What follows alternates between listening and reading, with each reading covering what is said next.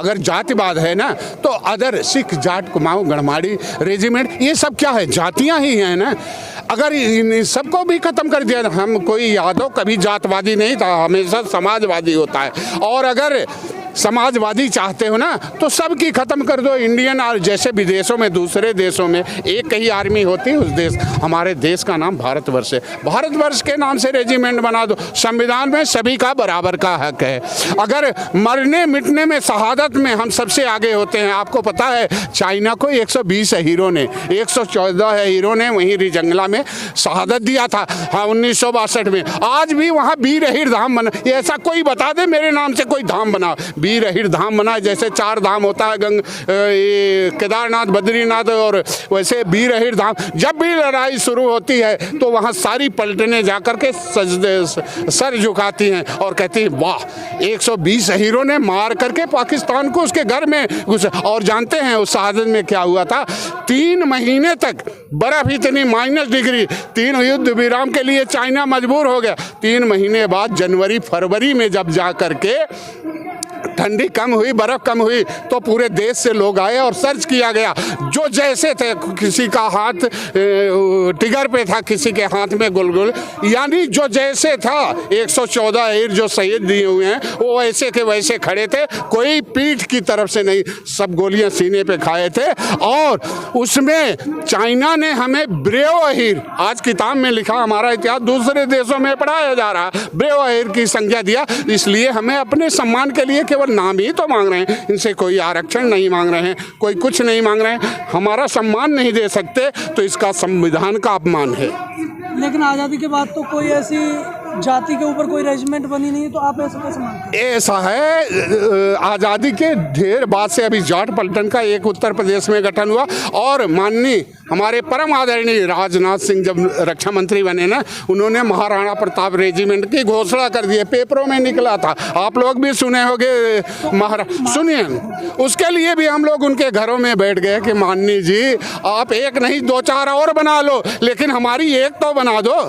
लेकिन महाराणा प्रताप कोई जाति थोड़ा ना एक चीज है तो राव तुलाराम कोई जाति है, ऐसा ही यादवों की 3 टाइटल है, सिख जाट कुमाऊं गढ़वाली राजपूत।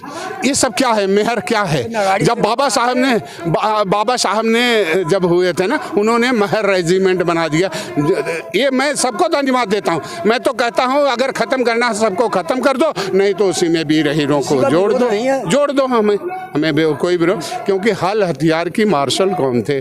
देखा जाए तो हमसे दूध दही की नदी बहाने वाले, देश को पहलवान बना करके बॉर्डर पे भेजने वाले, आज हमारे साथ में इतना बड़ा अन्याय है। हमसे दोनों हक छीन लिया गया, हल गया, हथियार गया, रोजगार भी अब खत्म कर दिया गया। क्योंकि यहाँ जो राजा जिसको हम सोचते थे कि अपने अमूल्य वोट, संविधान की वोट को देख करके देश के सबसे बड़े लोकतंत्र में बैठा रहे हैं, वो हमारे हक अधिकार की आवाज़ बनेंगे। और यही नरेंद्र मोदी जी मेरे बड़े खास हैं, उनके विचारों से मेरा नफरत है। जब आए थे गुजरात से, यहाँ सीएम थे, तो उन्होंने कहा था ए यदुवंशियों, मैं तुम्हारे द्वारिकाधीश नगरी से आया हूँ। उन्होंने मुझे भेजा है क्योंकि यादवों का सत्ता बहुत रही, न इनको सम्मान मिला, न इनको अधिकार मिला, न इनकी रेजिमेंट बनी। आप लोग एक बार मेरा सम्मान कर दो, मैं आपकी रेजिमेंट, आप लोग देखे भी होंगे, एक बार विजय चौक पर आदरणीय नरेंद्र मोदी जी के काफिला मैंने रोक लिया, गाड़ी के नीचे लेट गया था, हमारे 50 लड़के थे।